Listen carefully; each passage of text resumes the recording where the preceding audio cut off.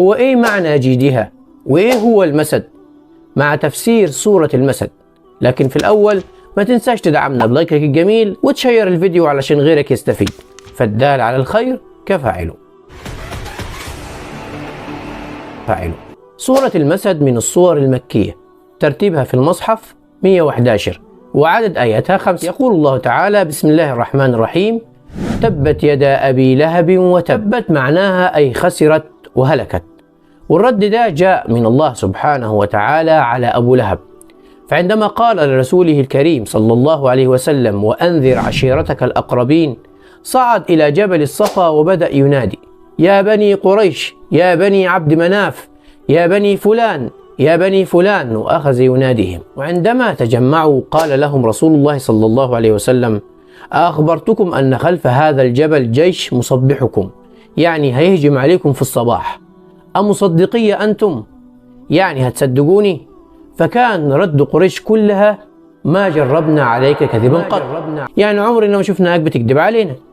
فقال رسول الله صلى الله عليه وسلم: إني رسول الله إليكم بين يد عذاب شديد. حينها قام أبو لهب وهو عم النبي صلى الله عليه وسلم وقال: ألهذا جمعتنا؟ تبا لك. فكان رد الله عليه دفاعا عن نبيه صلى الله عليه وسلم: تبت يدا أبي لهب وتب.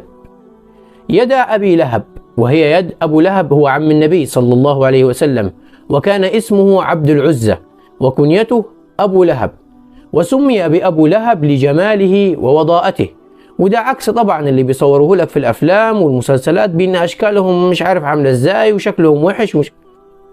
أبو لهب كان جميل، ومن جماله كان وجهه كأن فيه لهب. وتب أي حصل له الخسار والهلاك. فتبت الأولى هنا دعوة، وتب الثانية وهي إخبار بما حصل أو سيحصل، زي لما بتقول على واحد أهلكك الله وقد هلك، فالأولى دعوة والثانية خبر بما وقع، ولله المثل الأعلى. ما أغنى عنه ماله وما كسب. ما أغنى عنه ماله يعني ماله مش هيدفع عنه خسارته، مش هينفع ماله. وما كسب وتحتمل المعنيان، المعنى الأول وهو جاهه، أي ما أغنى عنه جاهه، والمعنى الثاني ولده، يعني ما أغنى عنه ولده، مش هينفعه لا ماله أو جاهه وولده. سيصلى نارا ذات لهب.